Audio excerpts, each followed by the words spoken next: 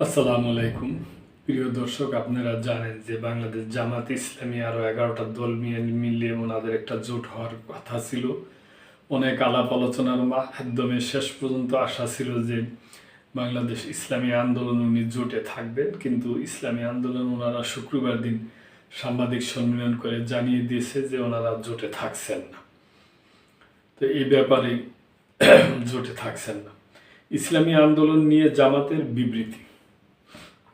ইসলামী আন্দোলন বাংলাদেশের সংবাদ সম্মেলনে দলটির যুগ্ম মহাসচিব ও মুখপাত্র গাজী আতাউর রহমান খ্রিস্টান সম্প্রদায়ের একটি সংগঠনের দায়িত্বশীল নেত্রীর বরাত দিয়ে যে বক্তব্য দিয়েছেন তা সঠিক নয় বলে দাবি করেছে বাংলাদেশ জামাত ইসলাম।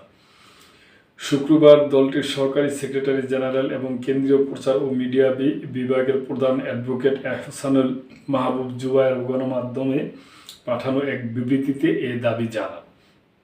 তিনি বলেন, আজ বিকেলে ইসলামী আন্দোলন বাংলাদেশ আয়োজিত সংবাদ সম্মেলনে সংগঠনটির যুগ্ম মহাসচিব ও মুখপাত্র গাজী আতাউর রহমান সম্প্রতি খ্রিস্টান সম্প্রদায়ের একটি সংগঠনের দায়িত্বশীল নেত্রীর বরাত দিয়ে যে বক্তব্য দিয়েছেন তা সঠিক নয়। এ ব্যাপারে আমাদের পক্ষ থেকে প্রেস ব্রিফিং চলাকালে তাৎক্ষণিকভাবে বিষয়টি স্পষ্ট করা হয়েছে। গাজী আতাউর রহমান আল্লাহর আইন ও ইসলামী আদর্শ থেকে বাংলাদেশ জামাতে ইসলামী ভিন্ন দিকে চলে গেছে বলে যে মন্তব্য করছেন তাও সঠিক নয়।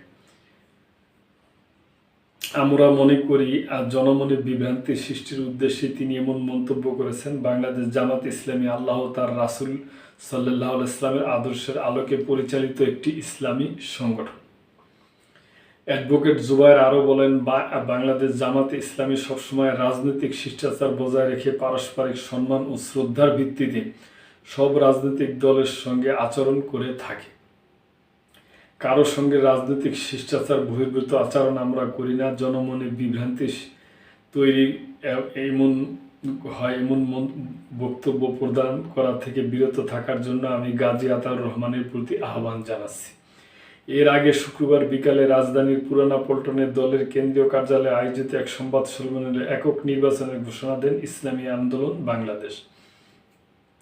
এ সময় দলটির জ্যেষ্ঠ যুগ্ম মহাসচিব ও মুখপাত্র গাজী আতাউর রহমান বলেন, আসন্ন ত্রয়োদশ জাতীয় সংসদ নির্বাচনে 268 আসনে প্রার্থীরা মাঠে কাজ করছে। তারা নির্বাচনে প্রতিদ্বন্দ্বিতা করবেন, তারা কেউ মনোনয়ন প্রত্যাহার করবেন না। জোটে না যাওয়ার কারণ হিসাবে তিনি অভিযোগ জানিয়ে বলেন, ইসলামী আদর্শের আলোকে বাংলাদেশকে একটি কল্যাণ রাষ্ট্র হিসাবে গড়ে তোলার জন্য আসন্ন নির্বাচনে ইসলামপন্থীদের ওয়ান বক্স পলিসি নির্ধারণ করেছিলেন পীর সাহেব চরমনায়। তার এই ডাকে অনেক সুর মিলিয়ে কথা বলছিলেন, কিন্তু আমরা দেখলাম এক পর্যায়ে এসে কেউ কেউ রাজনৈতিক স্বার্থ হাসিলের জন্য ক্ষমতায় যাওয়ার একমাত্র লক্ষ্য বাস্তবায়নের জন্য ইসলামপন্থী শক্তির ওয়ান বক্স পলিসির ধারণাকে ভিন্ন ধারায় নিয়ে যাওয়ার চেষ্টা চালাচ্ছে।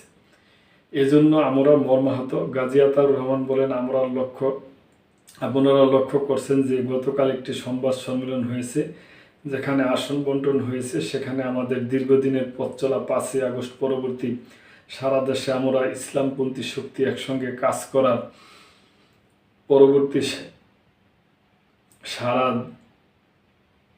করার জন্য যে চেষ্টা সাধনা করছিলাম আমরা দেখিয়েছি। শেষ পর্যায়ে এসে আমাদের যে লক্ষ্য ছিল সেই লক্ষ্য অর্জিত না হওয়ায় একটা সম্ভাবনা তৈরি হয়েছে।